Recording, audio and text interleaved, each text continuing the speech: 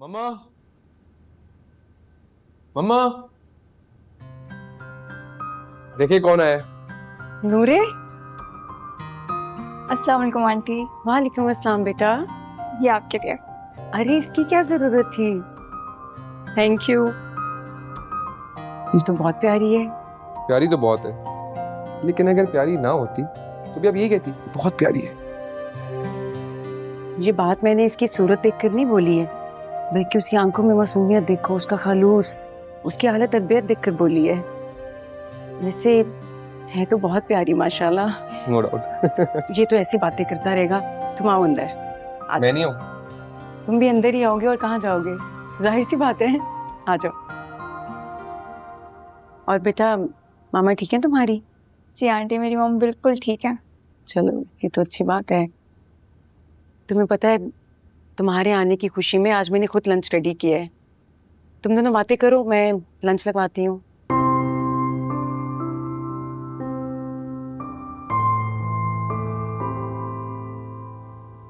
कैसी लगी फिर मॉम? बहुत अच्छी है, बिल्कुल मेरी मॉम की जैसी। तुम्हारा घर भी बहुत प्यारा है। घर तो अच्छा है। तुमने मेरा कमरा नहीं देखा, लेकिन देखना। नो थैंक यू, मैं तुम्हारी मॉम से मिलने आई थी। मम्मा किचन में, चलो मेरे साथ चलते हैं।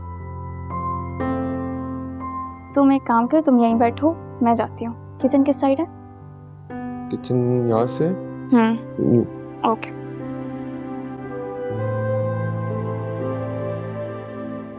नहीं, खाना रेडी है, बस कबाब फ्राई करके जल्दी से ले आओ। अरे तुम? आंटी मैं आपकी कुछ हेल्प करवाऊँ? नहीं बेटा, सब कुछ रेडी है। तुमने घर देखा है? आंटी मैं तो आपसे मिलने आई थी, घर देख के क्या करूँगी? बेटा घर तो तुम्हें देखना चाहिए ना, जहाँ तुमने जरा आपकी दुल्हन बनकर आना है। आंटी घर तो घर में रहने वालों की मोहब्बत से बनता है, चाहे वो एक झोपड़ी क्यों ना हो। तुम्हारी सोच कितनी अच्छी है ना। चलो मैं तुम्हें घर दिखाती हूँ। हाँ आ जाओ।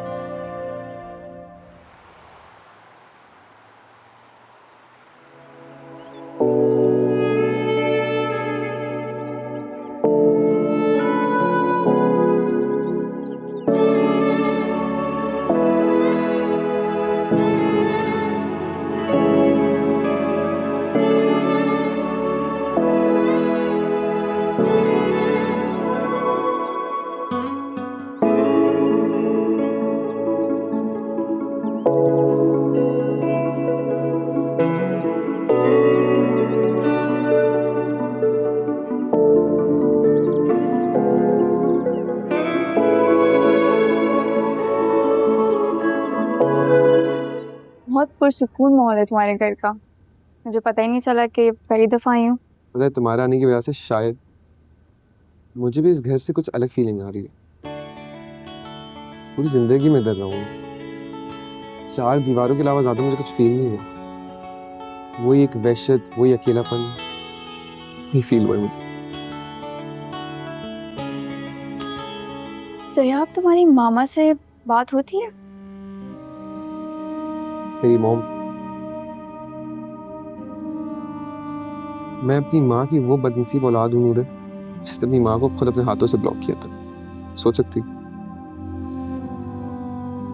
वो मुझे कभी खुश नहीं देख सकती। देखो मुझे ऐसा लगता है कि तुम्हें उनसे बात करनी चाहिए।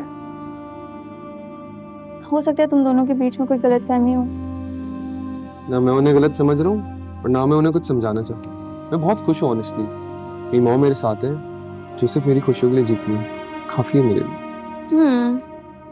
निमी आंटी हैं तो बहुत अच्छी, बिल्कुल मेरी मॉम की तरह।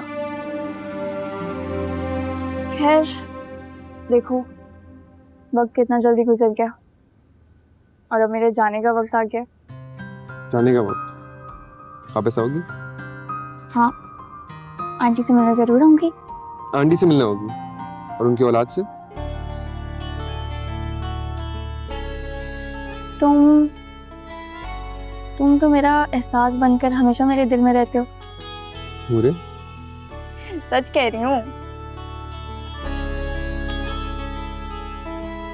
तुम्हें पता है, मोहब्बत ना इंसान को वो बना देती है जो उसने कभी सोचा भी नहीं होता। और जब से तुम मुझे मिली हो, मुझे हर छोटी सी इससे खुशी मिलती है क्योंकि तुम साथ हो। You make me a better person. That's good.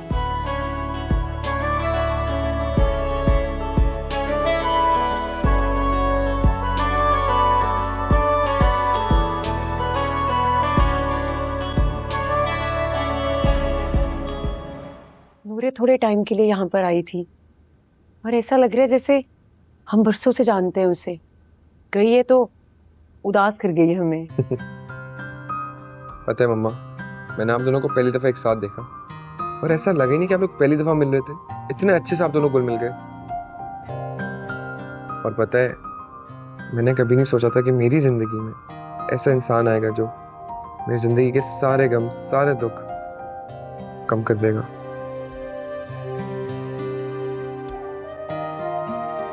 तुम्हें याद है जरा, जब तुम छोटे थे और हानिया के लिए तड़पते थे और मैं तुम्हें समझाती थी कि वक्त गुजरने के साथ साथ ना कोई तुम्हारी जिंदगी में आएगा और तुम सब कुछ भूल जाओगे। शायद वो नूरी ही हो।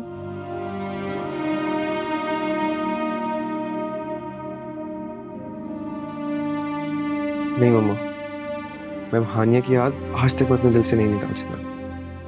नूरे तो बस इस जख्म पर मरहम की तरह है।